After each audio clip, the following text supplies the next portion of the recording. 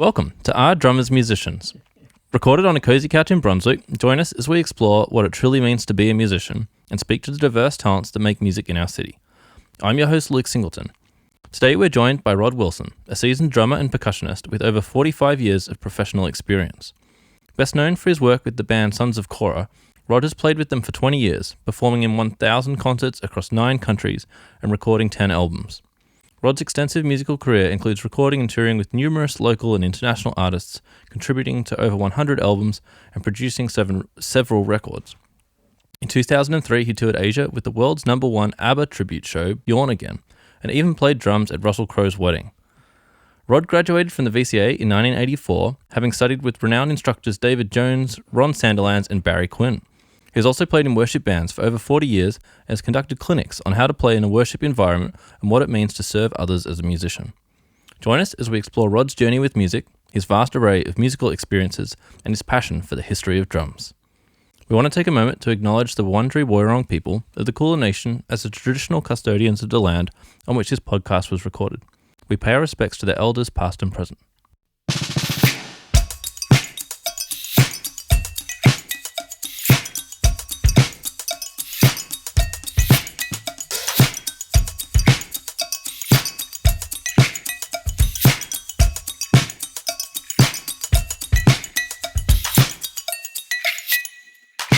Welcome to the podcast, Rod Wilson. Thanks, Luke. It's so nice to see you after so many years. Thank you, mate. Yeah. I did know you when you were little, but you passed me at about 10 years of age, probably in height. So, everyone passes me. But there's some great short asses in the drumming community. Guys like Gadd and Jones and all these guys, they're all shorties. Yeah. Lots of talented short drummers too. Don't have to be a Omar Hakim or whatever. There's some big guys. Oh, Nico McBrain. He always looks like he's about to play tennis, Nico. And sits behind a wall of drum. Have you ever seen the 666 documentary of, No. What's the heavy metal band he was in? It's not Dio. I always get confused. But anyway, yeah, that doco is great. And Nico's. But he has his drum sort of set up like a wall in front of him. I don't know if anyone's actually seen Nico at a concert. Because he's just behind the kit and he doesn't wear shoes. He's got like his shorts and t-shirt on. Looks like he'd be happy to play, tennis. So does Simon Phillips. He always has a headband on. Looks like he's come off the tennis court. It's yes. Like, you know what you're about to do, Simon? You're in the right place. It's funny. I feel like he's mellowed out now though, Simon Phillips. Like he's just much more calm. Yeah. When I was at VCA, I discovered a recording of his by a very famous Indian electric violinist named Al Shankar. You might never have come across him. And Simon was doing double kick stuff and just ridiculous. I remember listening to it going, I have no idea what you're doing, but it's impressive. Mm-hmm. Impressive. And that's the thing. So I didn't start drumming until I was 14. Mum and Dad... I was hitting Activite tins. Most of your listeners know old enough to remember. Activite, it was like quick. What is that? It was like quick, chocolate. I don't know what that is. Like a Milo. Like hot chocolate, yeah, right? Okay. But it was in a tin that was about sort of 10 to 12 inches round. And I was hitting Activite tins when I was 3. So I had rhythm in me. Uh-huh. But Mum and Dad decided I should learn the piano. So that was good in a sense that I understood music, but I never liked the piano. And my dad died when I was 10, and I just sort of dropped the piano, tried a few other things, but really I'd always wanted to play the drums, and my mum obviously didn't think drums was such a great instrument. In fact, 1,000 concerts and 10, 12 countries later, she would still say to me, I wish you'd learned a real instrument. Oh. Which is sweet of her, wasn't it? Anyway, we had a bandmaster at school who had this guy drumming for him who loved playing the drums, couldn't keep time. There's nothing worse than a drummer who can't keep time. And this guy, the bandmaster, had heard I was interested in the drums, and he begged me to come and play in the band. This other guy was still there, but he just kind of kept putting me on the kit and moving this other guy to cymbal or something, Okay. It was a concert band, so I wasn't always playing the kit. I might be playing snare or bass drum or something, but he was desperate for me to play.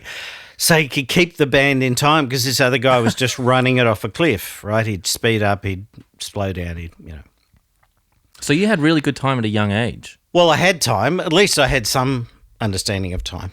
And obviously, if you're a drummer, that's kind of really your deal, right? And so anyways, didn't start till I was 14, but by 17 I was in a reception band playing professionally, and, my mates were out getting $5 an hour to pump gas at the local Ampol. And I was playing probably, 1 or 2 nights a week, getting $50-$60 cash, getting fed, having a great time. Bass player would pick me up. Didn't mind that. Yeah. So that was great. But I'd already done my first teacher was a guy named Ken Sutton, and I ended up learning from Paul Ferrugia for a while. Paul was he's a relative of Darren's, my cousin.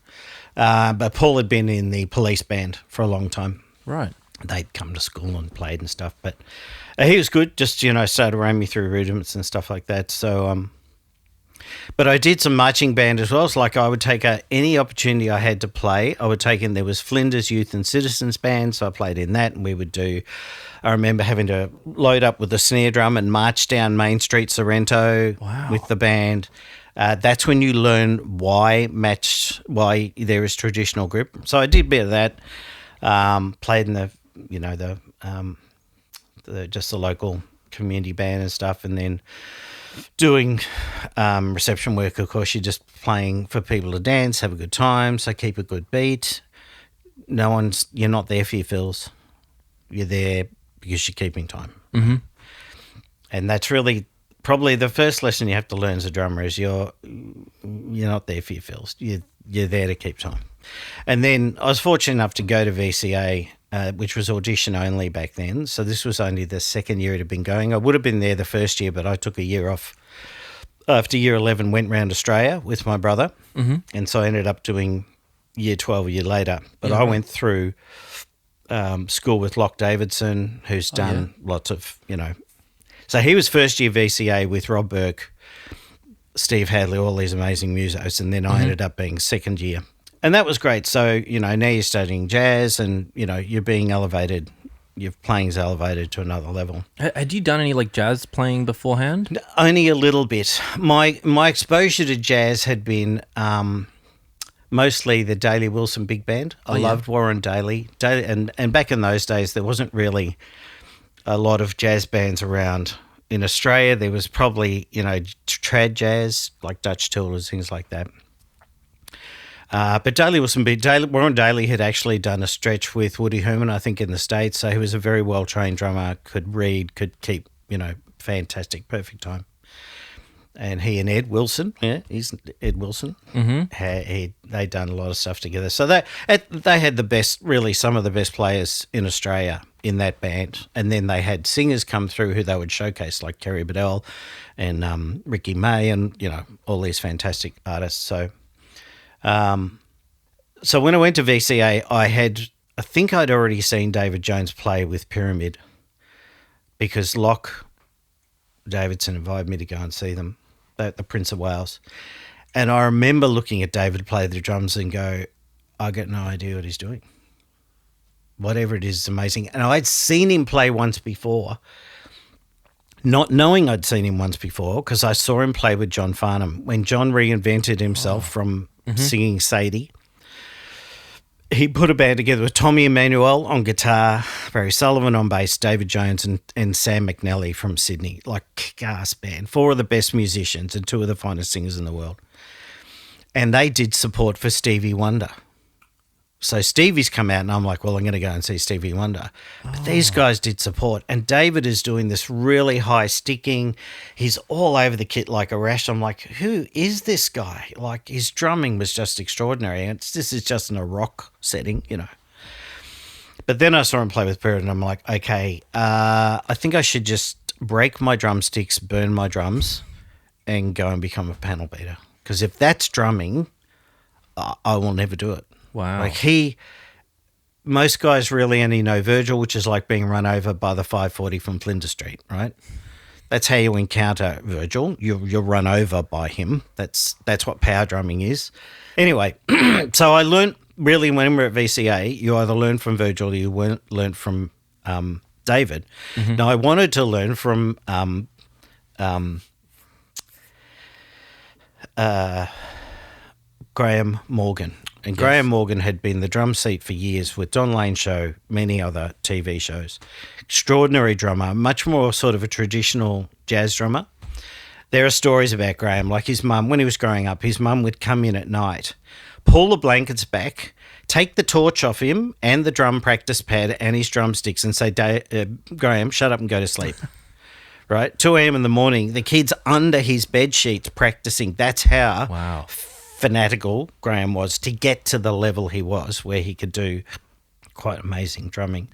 But he was flat out. So I tried to tee up to learn from him and I couldn't. So I ended up with David. But David was great. So we'll go back. So I'm at VCA. I'm studying with all these cool guys. I've got Brian Brown, Jeff Kluke, and Bob Green, and where's Tony's name? Shot out of my head. Anyway, Gould. Tony Gould, right? All hanging out at the cafe at us, right? Like there are guys. There would have been 3,000 drummers lining up at Berkeley, right, to get an hour with, 1,000 guitarists lining up to get 1 hour with Matheny. These 4 world-class musicians are sitting at the cafe hanging with us, right? So that was an extraordinary opportunity to get insight, get out understanding about jazz and all that. So we're studying all different forms of jazz, but, so we have a personality that matches it, right? Like drummers are actually, as a community, they're really supportive. They don't bag each other out. They're not constantly comparing one another and saying, I'm better than you, or you're not as good as so-and-so. We tend to be fairly solid people because that's our job. We sit up the back, we play the beat, we keep the time, we stop the guitarist running off the cliff. We're there to make the thing stay where it's meant to stay. But it was interesting because I remember when I saw Stevie Wonder, he'd just done Happy Birthday. Happy birthday to you. Yeah, right. So at the end of the concert, he makes out it's the trombone player's birthday. Which we're sure it wasn't, But he says, it's his birthday. So he launches into Happy Birthday. And then it was interesting because the whole band started walking off stage and David Jones comes on from the back and he swapped into the drummer's chair without missing a beat. And the drummers got up, grabbed a tom and started walking off with the rest of the band. And David just played the drums for them to walk off. Wow. And I was thinking, man, gee, he did that well. And then, of course, it didn't take me long to be a VCA. Go and watch Pyramid with Dave Hirschfelder and David Jones. And they're ridiculous. Those two guys just could read each other's minds. And I realised, no, Virgil and David are world-class. And to some degree, like David's lesser known, Virgil's, gone on to the world stage. And the problem is you kind of had to go overseas. Like Australia was only a tiny music market. We only had a few artists crack the American market, LOB and Men at Work and stuff. There weren't many. Olivia, of course. Olivia was world-class. But so Virgil's gone overseas and made name, but David really never did that international thing. But I saw David Jones do things that were basically physically impossible. Like he had a technique where he would stroke up a cymbal as well as down the cymbal. Right. So he'd hit the crash by coming off the snare and stroking up. So you have to learn how to kind of break your stroke and then come down. So he'd go up and down the cymbal onto the snare and then have a crash cymbal on the other side of his kit, and he'd go up and down that. And I remember being at a gig once and he's doing it so fast that his hand is in both places at the same time. And I'm just looking going, hang on, your hand can't now. I mean, you're talking about the fact that fluoro strobe at a particular frequency, right? So there's a little bit of trickery going on here. Not because he was trying to, but the guy was just, like, his technique was off the charts. David did stuff Virgil never did. So as a drummer, here I am, I'm trying to emulate Gad and all this, I'm watching David going, man, I understand about 10% of what you do. So you either get very depressed and just walk away, or you go, no, I just have to be me and I have to do me and that's all I have to do. Because 99% of bands, they don't want Virgil. They don't want David. They just want a guy who'll come in and play time, enjoy playing with them and play well. and that's 99% of your job as a drummer, is just keeping good time and making the other musos enjoy what they're doing. And so it took me most of VCA to work that out. Say, no, I don't need to be Steve. I can just be me or David or whatever. Was that something that just came to you, I suppose, like throughout the process of I think so. You're on the roller coaster. Like, you know, when you realise your technique's crap, you know, and you're listening to these guys, which are nothing like the technicians of now. I mean, you've got these guys that are just human drum machines. I mean, they're even past, you know, Jojo May is one of the first guys who could basically do simultaneous 16ths, 30 seconds basically, right, because of his Muller technique and all. I mean, the guy was just like a human drum machine. But then you got Thomas Lang nearly took it to another level. But now you got like all these modern drummers, the guy from Bolivia, and my son plays them to me, and I'm just like, the guy's a friggin' drum machine. Like, how does he do that? It's just ridiculous, right? And the way they're playing is drum machine accurate, right? It's just technique at another level. But do I enjoy listening to them? Well, no, it's a style of drumming. All right, if I can rope you in. So you're at the VCA in the mid-'80s. Yeah. And then you finish, and you've had this realization that, oh, yeah, I'm going to be the supportive session drummer that, you know, is looking after the musicians, and I want to play music that feels good with other people. And where does it go from there? Yeah, so with you and your that's music? right. So I've just done 3 years intense musical study, and I went to Bible college. Ah, and all my friends looked at me and went, "Oh man, are you going to become a priest?" They didn't know why else I'd be going to Bible college but to become a priest. Now, a lot of people go to Bible college just to get some theological education. They might go into missionary work, whatever. I wasn't going off to become a minister. But, so no, then I'm still playing, but now I'm playing in a completely different situation, just with some guys, mostly worship band, that sort of thing. right. So there was a big hiatus there while I was at Bible college for about 4 years because it's full on. But then after Bible college and I've come out, I didn't feel called into the ministry formally. So instead of going off and becoming a minister or a pastor, I didn't feel that. So I went back and started teaching at my old school, which was Peninsula Boys School.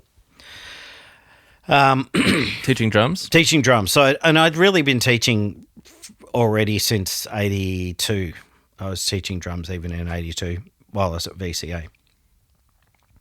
So now I'm teaching in the 90s, and, you know, you just sort of, kids would come to school and they'd bring their latest thing. Like I remember one kid brought in aneurysm, which is often Havana's, never mind. And I listened to 30 seconds of it, and I said, Andrew, if I don't stop listening to this now, I will have an aneurysm. And they would bring this intense stuff, you know, in between your gunners, right? You do any gunners, mate? You do any gunners? Yeah, I do gunners. Do any mossy? Yeah, all that stuff, right? So in between your straight Aussie rock, guys would bring this ridiculous stuff, and I'm like, well, I can't play that now. You're a beginner. How do you expect to play it, right? This is power drumming at another level. So I'd have to kind of dial them back a bit and say, right, we're a little off this, right? But something like, say, we're not coming out, right? Here I am listening to Green Day thinking, these guys are pommy. With an accent like that, you're a pom, right? But they weren't. They were Yankee, right? Mm-hmm. He sounded like he was right. We're not coming out. Cockney, but he wasn't. But if you listen to that, when I come around, it's a straight paradiddle on the kit. Right?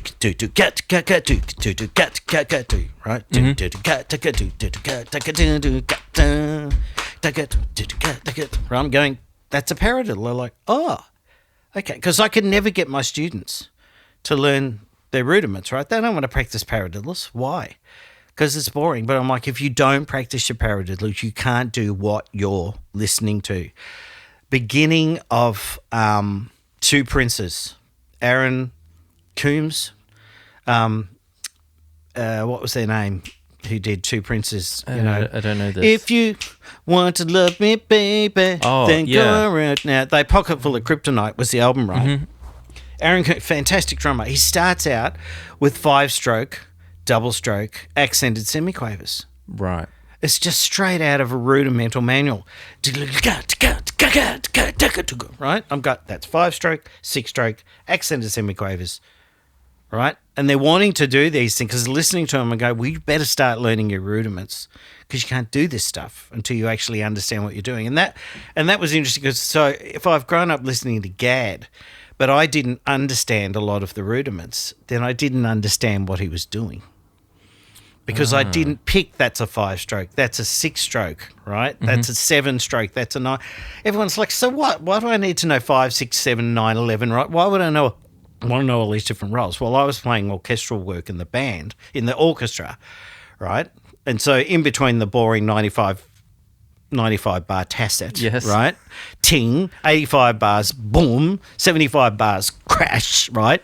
Orchestral band playing can be boring as because there's so much, sitting around. But now all of a sudden this is all making sense because these guys are coming through and they're like, who's played for Dave Matthews, great drummer, and he would do a lot of that sort of. So some of these guys are coming through now. They've grown up listening to Weckl and Gad and these guys, and so they're starting to implement the rudimental style of playing. So, so in the 90s, I was doing a lot of original bands. I started my 9-piece band. So I had 4-piece brass section. These guys are all VCA, ex-VCA, so they were top players. We were doing Tower Power, Phil Collins, Toto. Did you enjoy the band leader role? Look, it's interesting. Again, drummers quite often end up being band leaders because they're the guy that'll get everyone else together. Like musicians are terrible at money, right? You know the bumper sticker. A musician, the guy that spends, puts $5,000 worth of equipment into a $500 car to be paid $50 to play a gig, right? That's how stupid we are.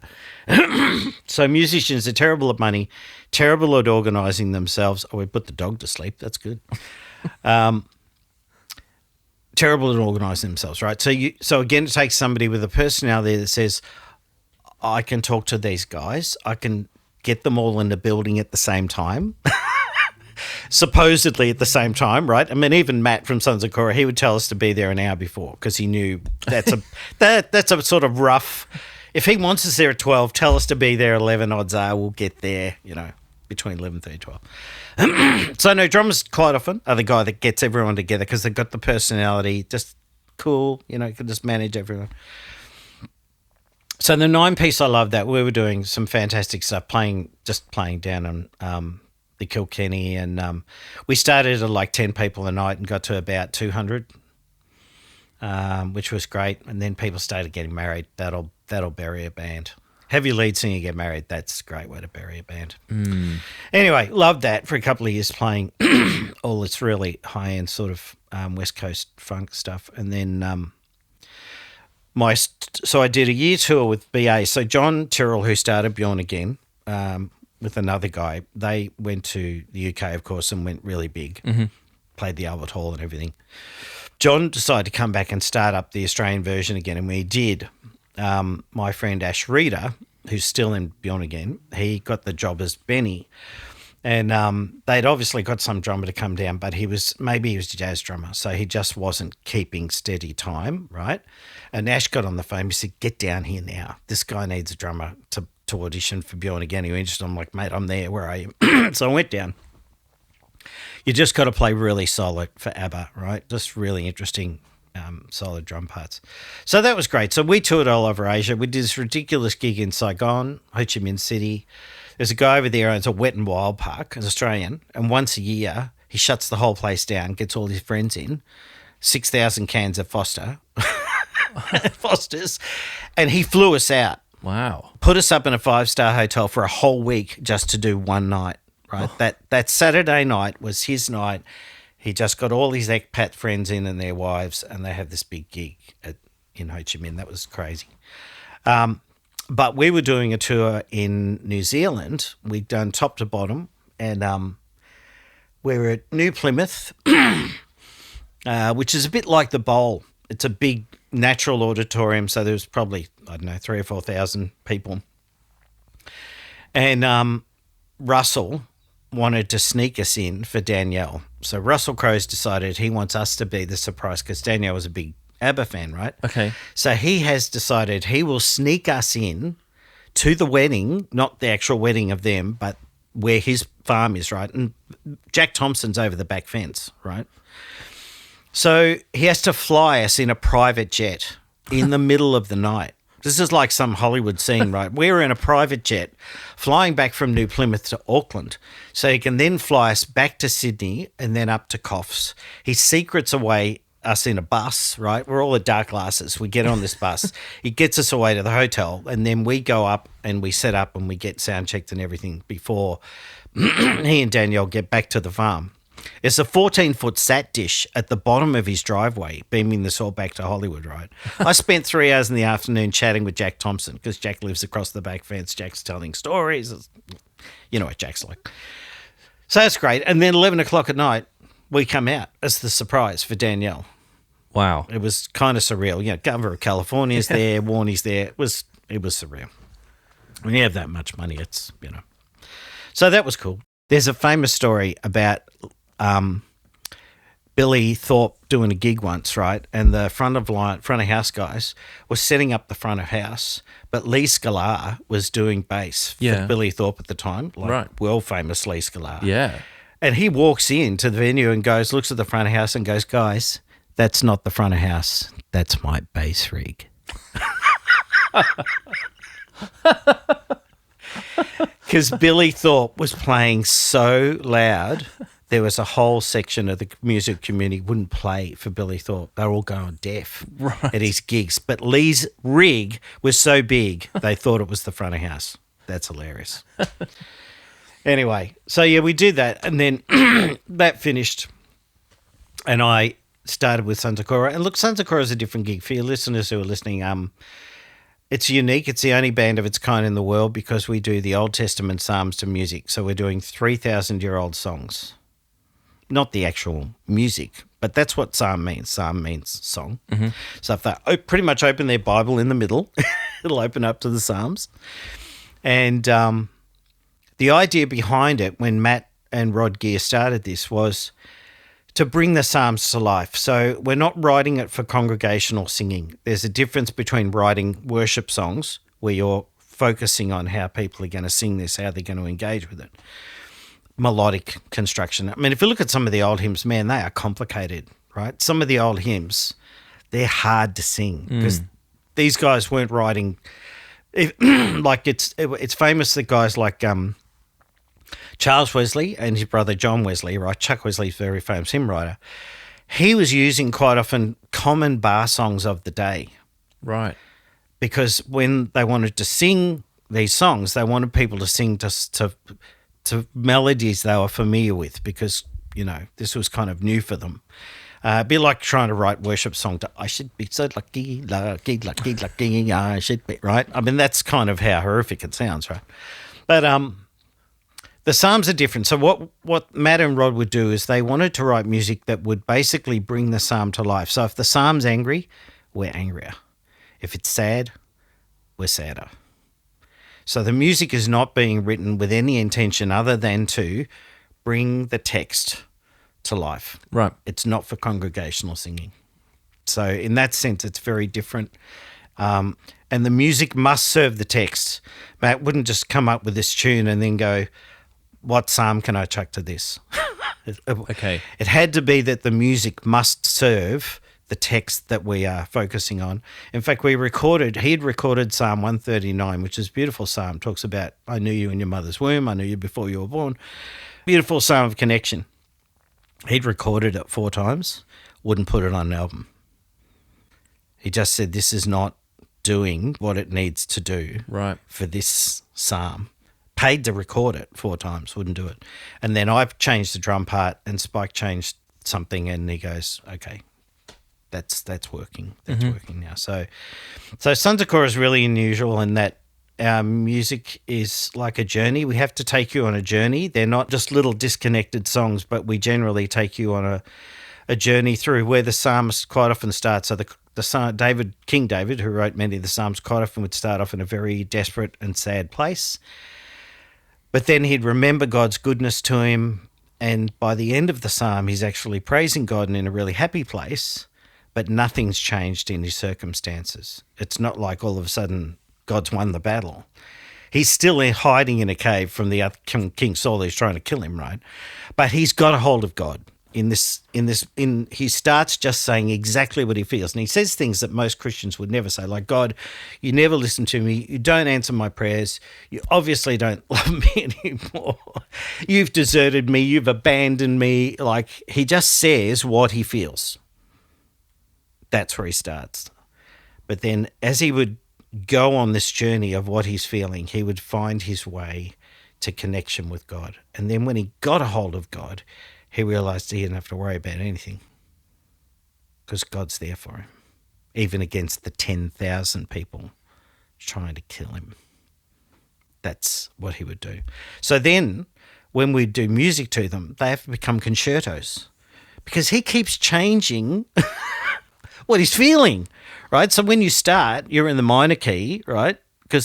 A lot of it's done, say, in the Aeolian and Mixolydian. It's in that Eastern minor sounding thing because these are laments. Most of the psalms are laments.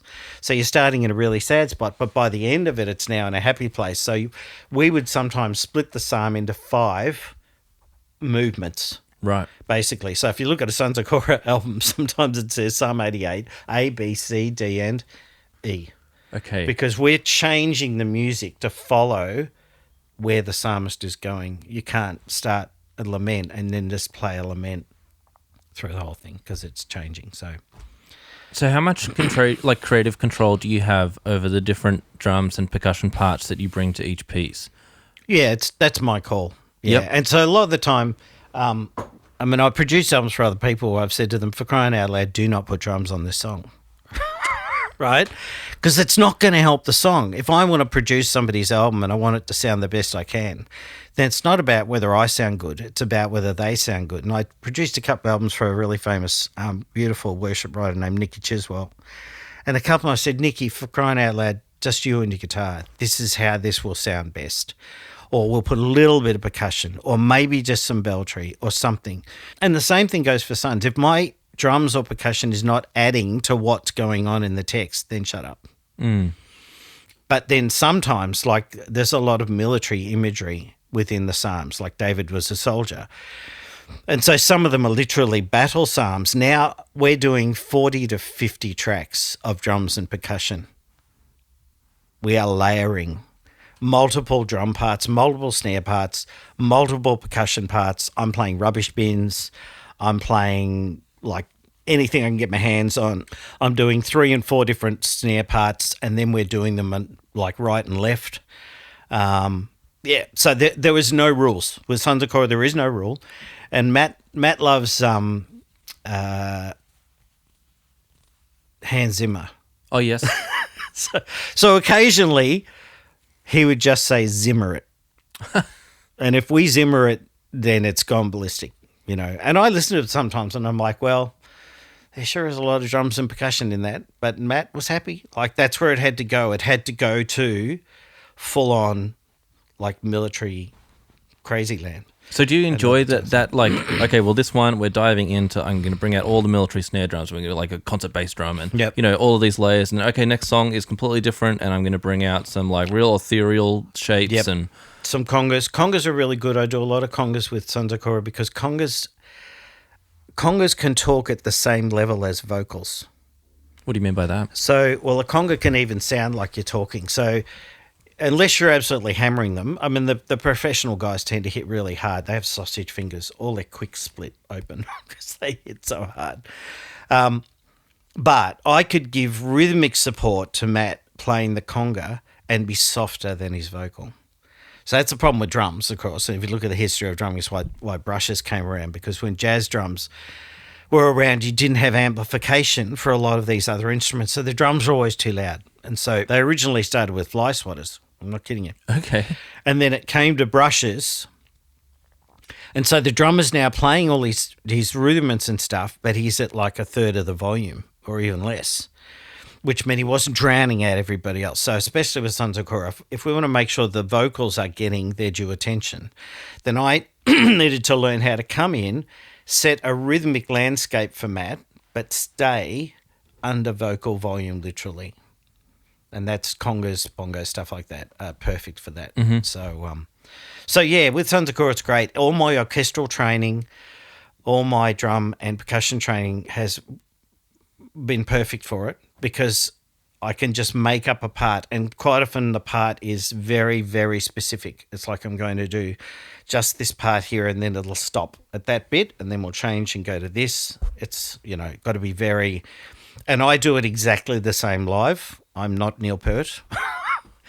Which is why, 10,000 drummers turn up to a Rush concert and they want to see Neil Peart do exactly what he did on the album. And that guy was a legend, the three of them, ridiculous. I mean, that's another funny story. You got time for one more funny story, right? Yeah.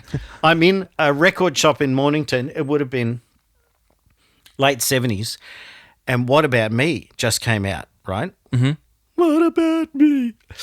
And I've gone in the record shop and the guy there, I said, can you put moving pictures on for me?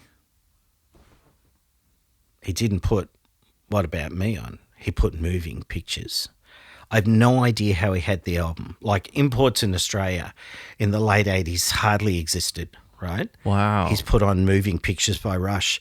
Tom Sawyer's the first song. I'm like, what the hell is going on here?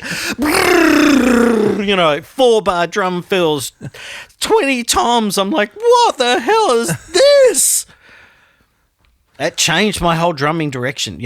I'd been challenged by, say, like Warren Daly's technique and listening, but now I've got Neil Peart doing ridiculous tom runs, time signature songs. That blew my mind, listening to the three of them do moving pictures and then realising they're doing it in real time. That was ridiculous. Like, once Geddy got to Power Windows and Grace Under Pressure, the guy was doing, like, his keyboards, his Taurus bass pedals with his feet, playing bass guitar and singing lead. Like, Geddy Lee is like a legend in the music world because the guy was just ridiculous. But then Neil Peart had electric kit on one side of his drum kit and the full acoustic kit on the other side, and that revolved around in the concerts. Like, he literally could turn around, do all the electric stuff he was getting into once they got to Signals and Power Windows and that. But then his earlier stuff, all the big tom runs off, say, Tom Sawyer and stuff, he's just using his multi-tom kit, Okay. But it was interesting because he was using like trap stuff. So we talk about the traps kit and them playing, drummers bringing in woodblocks and cowbells and stuff. Like, Neil would incorporate those because he had a little bit of that understanding of how the drums, developed and stuff. So he'd do little, multi cowbell runs and go-go bells and things like that. So, but yeah, that revolutionized my drumming because once I realized, hang on, you can do drum fills across the bar, over the bar, ridiculous, all their different time signatures they would do. That definitely changed my drumming. But I don't think I've seen you play any ridiculous over-the-time bar mega 20-tom runs with Sons of Korah. No, and that's the other thing. So Sons of Korah, the other challenge with Sons of Korah is to be, I use the word androgynous, it's probably the wrong word. I have to be stylistically neutral. We're playing 3,000-year-old songs. My favourite drummer of all time is Jeff Porcaro. I can't riff out a Jeff riff in the middle of a Sons of Korah song, right? It's just stylistically inappropriate, right? So I have to play stylistically neutral. So I have to focus on rhythmic ideas, rhythmic concepts, and I learned all this stuff back in VCA days, using dynamics, using couplings. Like Barry Quinn taught me to play fives. The first time you learn fives, you're like, man, this is cool. Yeah. And there's a ridiculous fill. I'll tell it to you listeners because they should go and listen it up. There's a famous Lee Ritenour recording called Captain Fingers? No, Feel the Night. Feel the Night. He's got Gad on drums, Abe Laboriel on bass. And Gad does a fill in the middle of this song where he's playing semi-quavers in 5 groups 5 times across the 4 beats. Oh, yeah. Okay. So he's da da da da da da da da da da. So he's doing 5 groups of 5s in each 4/4 bar. Mm-hmm. Wow. But if you don't understand what he's doing, because he's accenting the 5s, he's just going da da da da da da and doing the ghosting on his left hand, right? Uh-huh. So he's just doing accented 5s. And you're listening to it going, the guy just changed times. Like, what's... It just sounds like he's out of time with the rest of the band until you stitch it, pull it apart. And then I'm like, oh my God, he's doing 5 against 4 again. It's just crazy gad stuff. Yeah. Right. But that's the stuff that blows your mind, But with Sons of Korah, I have to stick to just rhythmic concepts. So definitely we do some Latin stuff, so I can do some Latin rhythms, but not like I won't just do a straight Mozambique or something. I'll just use more Latin feel. But no, that's been the hard part, is to do drum licks but not rip out a jazz fill or a rock fill, because that's just not going to work. So that's been a great challenge, is just to say, no, I can do this here. I can press into this and make it more intense or more aggressive, but I've got to keep it, just stick with a rhythmic idea that's not, in a sense, not stylistically obvious, Sure. Because I love my favourite Jeff Beccaro fills. Cadets, all that. I love Jeff. But again, like a great servant. And so being in worship bands and learning how to serve, like I look at these guys and I think like Gad was a servant, Beccaro's a servant. Everyone loved them because they would come onto your album and make you sound $1 million. That's why they were first call. If you're West Coast, you've got Jeff on the phone. If you're East Coast, you've got Steve on the phone. They even end on the same recordings. Like if it's Steely Dan, they're both on there. They're all on there. I saw Rick Marotta came out with James Taylor once, saw him live. These guys were great because they knew how to go into the session, pull out a chop if you needed one, but otherwise they were there to make you sound good. And that, to me, was what you're going to be. If you're a drummer, in a sense, you're serving the rest of the band, And so even when we play live, I play nearly exactly the same thing every time live, because I want Matthew to know exactly where we are and like these. So then my drumming becomes like cues for him. Right. And so when I do this, he knows we're going there. Like a drummer can lead the band. I can lead worship from behind the drums, because I can control the dynamic. I can say, I'm doing a fill now because we're going into the chorus. We're going to elevate our energy a little bit. We're going to keep the tempo under control. We're playing triplets. No, don't speed up, everybody. Because that's what you do when you play triplets. You speed up. No, we're not going to speed up. We're just going to stay together. I can control the whole band from behind the kit if you know what you're doing, But for Matt, like, we laugh because Spike and he can drop 1 beat or drop 2 beats or drop a bar or drop a chorus. And Spike and I adjust in 1 beat.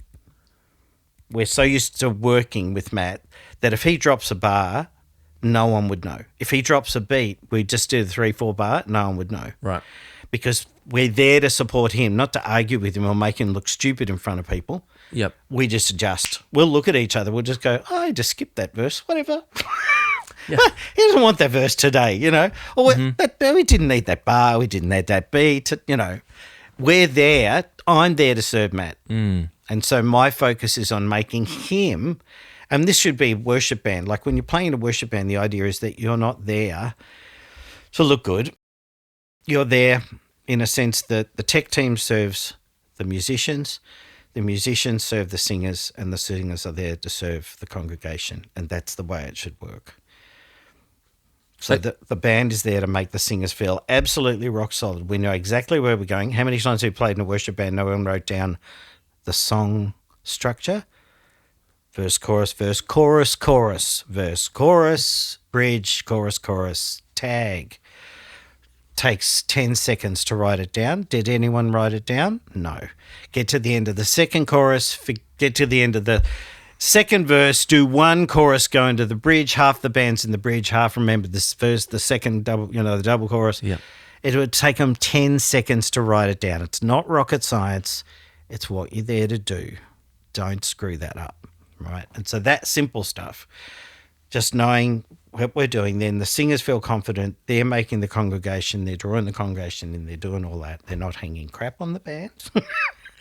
They're not looking at them going, well, you're there to serve us big or little musicians, right? We all work together. The band doesn't hang crap on the tech team like you're just the tech team.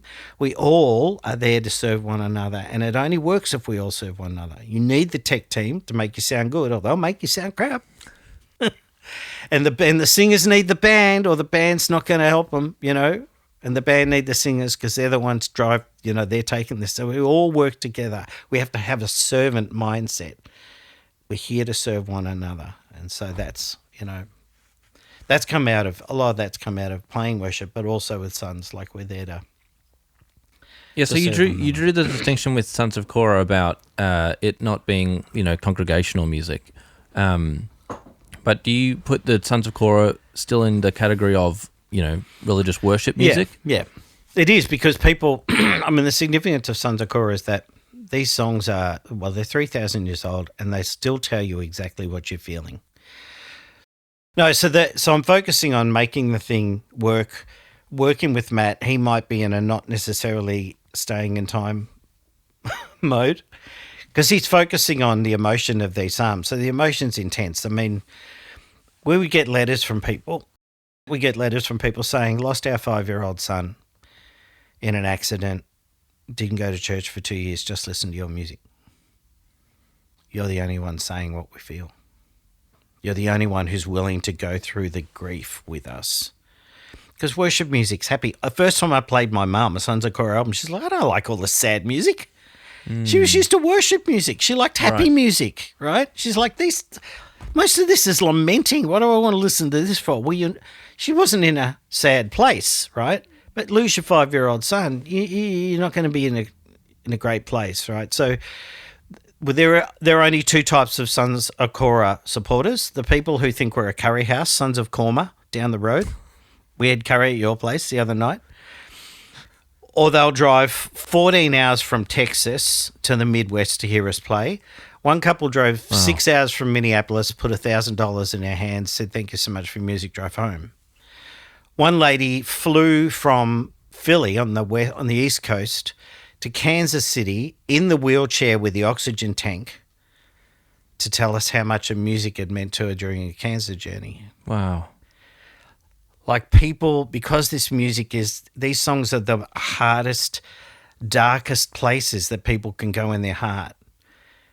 When people journey with this music, we have impacted them so profoundly.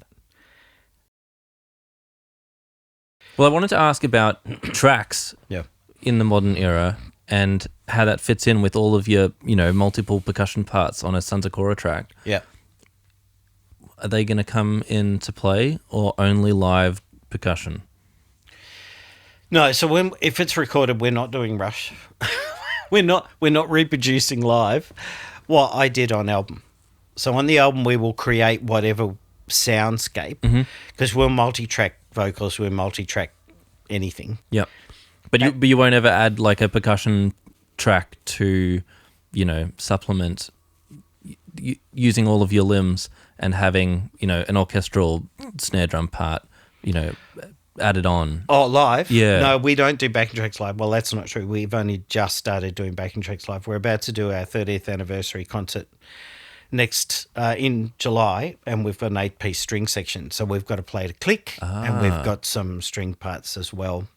That's really rare for us. Normally it's all just as we roll. Yep. And especially because Matthew teaches about the Psalms quite often in between songs, and we'll just play in the background. So so it's very much more dynamic when we're doing in fact, he'll even call numbers like chops and sauce 44. Right? you've got to know what psalm he's calling because he can basically call a psalm just saying, we're going to do this now. Okay. Yeah, right. So we'll basically, and I forget the numbers because I'm old. But yeah, no, recording is different. We'll definitely just use anything in any place. Yep. But then I have to come up with a part live that I think's going to work. Okay. And that may be on the percussion or it may be on the drums. Yeah, cool. So, but that's, Rush was the exception. The fact that those guys would reproduce live the ridiculous things they were doing on record was why they became so legendary. I mean, Neil Peart was Drummer of the Year for about 6 years in a row in Modern Drummer. Wow. When they did, moving pictures, signals, when they went through that series of what I reckon was their best era. Guys just were totally enamored with the, because it was always within reach. Neil Peart's drumming, like I've seen Vinny, and no one can get like those. There's the guys like Vinny, Chad, Dennis Chambers.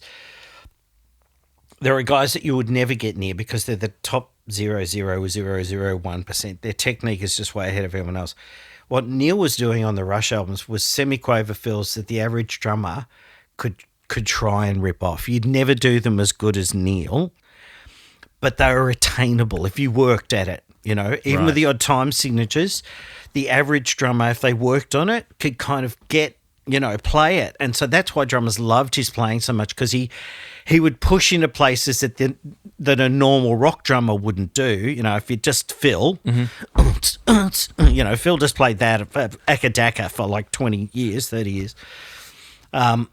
That's not, it's not impressing anyone, but Neil would do that stuff, but it was kind of attainable. So you do it. That's why drummers loved him so much, is because he would push them. You would do it. You know, I remember actually, you know, because I used to have to put the record on to play to it. Mm-hmm. Records, those little, you know. And I'd wear holes in the record, right? And then I had a little cassette player this big, and I would play along to the record and record myself and see if I was staying in time with him, right? Because cool. I would come out of the fill early, right? I've rushed my semi-quavers and I filled finished the fill before him, and I'm like, oh, okay, I'm still rushing that section because I'd get hyped. Here comes this fill, right? Yep. So what do drummers do? They rush their fills, right? So you have to learn how to manage yourself, like managing time signatures and managing things like triplets. That's one thing, knowing that certain types of rhythms will naturally speed up or slow down. But then you got to manage yourself, because you'll know, now every time I get to that fill, I'll speed it up. I've just got to take a breath, be a little bit slower than I think I should, and I'll probably come out on time. If I don't, if I push it, you know, I'll come out early. Now the band's all screwed up, all those sorts of things. So you got to learn about yourself as well and how you manage. But I think that's why everyone loved Neil's drumming so much, is because he was attainable to the average drummer. Whereas, man, I remember listening to Vinny do stuff and I was like, what the hell are you doing? It was just so ridiculously fast or complicated. I knew it didn't matter how many times I practiced my flam triplets. I remember hearing he did a great recording with Joni Mitchell back in the 80s called Wild Things Run Fast. If listeners haven't heard it, go listen to Wild Things Run Fast. Larry Klein, her husband, on bass, doing very Jaco-esque kind of bass playing to harmonics and stuff. But Vinny's playing on it. It's just ridiculous. But he's ripping off like just straight flam triplets, but he's coming off the toms onto the snare and stuff. He's doing it in such a way that it's just, man, you would work really hard to try. I mean, Erskine would do the same. I heard Erskine do stuff and I'm like, you haven't got that many limbs, Peter. What are you doing? I've run out of limbs, right? But he's rolling off the toms onto the snare. He's doing continuous triplets with his left hand. Diggity, diggity, diggity, diggity, diggity, diggity, diggity, diggity, and he's rolling off the toms onto the snare while he's doing another rhythm with the right hand. And now I'm like, oh, okay. Yes, you can do it, but where did you get that technique? Like, how, you know, but it's Peter Erskine. So, yeah. So sometimes you just realise, no, I will never be able to play that. I can push towards it. But in terms of technique, you know, there'll only be one Steve. There'll only be one Vinny, you know. Vinny's interesting because Vinny could basically, I reckon he can outdrum any drummer if you give him 3 sets on the bandstand. And the guys who would say this, guys like Peter and others who'd go to watch him play, you know, Jeff Piccaro, fantastic drummer, but Jeff loved just playing really fantastic grooves, and he was the groove master. No one went to see Jeff to watch his fills. And he would say that about Vinny. He'd just say, man, you know, he'd give Vinny 3 sets and he'll burn the house down. Once he's got his technique and he's got some energy happening, he'll just do stuff that would just make even Dennis Chambers sit back and go, all right, you know. But we just can't do those, guys. We can just be ourselves, you know. Yeah, well, that's so true. It's just being yourself and finding the place, and you know, it's really great hearing, you know, the like awe and excitement you have for all of these different drummers, but then also like how it fits into like, you know, playing the great music that you do, and in the different contexts, which bits do you pull on and which bits are just like inspiring, and you know, which bits do you save to show your students, or you know, all those little things. I used to be able to do this film, but not now. Now I'm old. We'll just play a little game on the podcast. Okay. Where I get each guest to ask a question of the next guest. Okay. But each guest is anonymous. Okay. So I've got a question for you. Yep. From legendary guitarist Brett Garshead. Oh, wow. Lovely.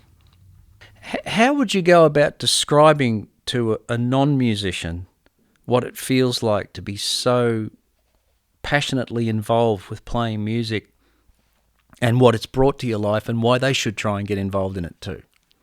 That's a great question, Brett. It's like discovering music is your love language.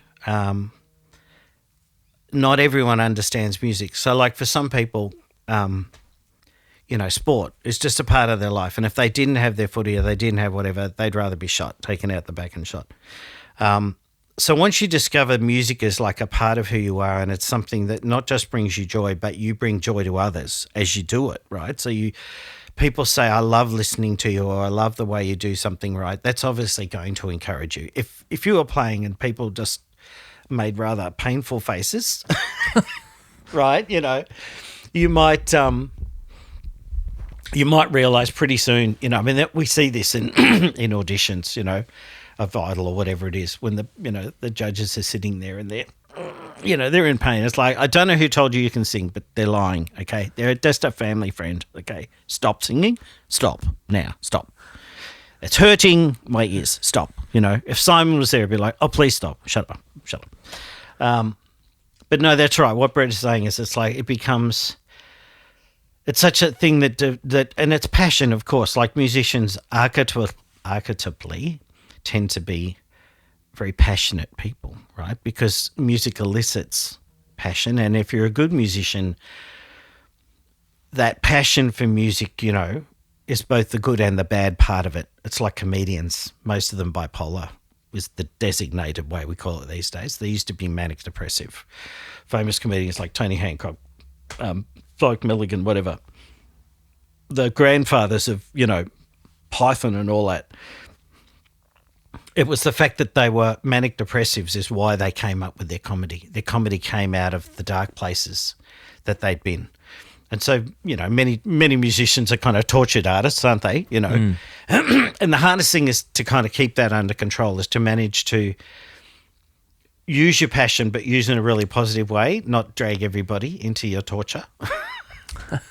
And I did. I went on that. Like, I remember being at VCA and kind of being really excited and really happy at one point, and then all of a sudden just horribly depressed, wanting to burn my drumsticks and my drums and give up, right? And you don't want to be on that roller coaster for long. That's bad. You've got to learn how to mellow that out. But what Brett is saying is like, if you can, I always say to kids, to parents, I say, look, if you get a chance, give your kids a chance to try an instrument, because they might find that it opens up a whole world for them. Not everyone's going to have a musical bone in their body. So for some kids, no. Like some people, just music's not even a part of their life. Like they just, I listen to music all the time. Would rather be shot than not be able to hear music. But for some people, it's not even on their, their menu. But what Brett is saying is that once you discover it's a passion, it opens doors to friendship. It opens, here I am, little did my mum know when she finally acquiesced. My nan and my aunt talked her into it. My nan and my aunt talked her into letting me learn the drums, right? I just sat on them and played because I had the rhythm in me. Here I am, whatever, like 1,000 concerts in 10 countries later and 45 years of experiences, of people, of friendship, of, all this stuff. It's a world of communication, it's a world of connection, it's a world of expression, it's all those things. And for some people it will be, I'll just say to parents, just let them keep trying instruments until they find their instrument, right? You can't be a flute player if you haven't got the chops, man, or a trumpet player, right? If your chops don't hold up, forget it. Go play something else. Oboe players, man, double reed, it's nasty, okay? French horn, brutal, handful of people that can do it, right? That's the thing with music. If you can find that instrument, that connection, then like Brett, who, music's obviously just, it's a part of his soul, part of his life. You realise what an extraordinary gift it can be, not just to you as something you love and you express yourself. You never have to play in front of anyone. Some people only ever play for themselves, and it just makes them feel good, or it just relaxes them, or whatever. It's a million but some people, the vibe is, I have to play for people, and I have to, I want them to experience something of what I'm feeling. And if you can convey that, if when you play, you take people on a journey, now they're saying something. They're saying, man, that was the most incredible experience I've ever, they're feeding back to you the fact that your skill, your love of what you're doing is taking them on a journey, and now you're actually giving them a gift. You're giving them a gift. So that's a good question. I like that. Okay, well, my question to the next person would be not as interesting as Brett's. I was just thinking maybe talk about what their favourite recording is, so their favourite recording of another artist, and why they love it so much. Can you put that in your nicest radio voice? Sure. So, can you please tell Luke what your favourite recording is to listen to? Who is the artist, and what about it? What is it about this recording and this music that inspired you or that you love so much? That's an excellent question. So quickly, just to finish, 5 quick answer questions Sure. that everybody gets. Quick fire. What is your favourite venue to play in Melbourne?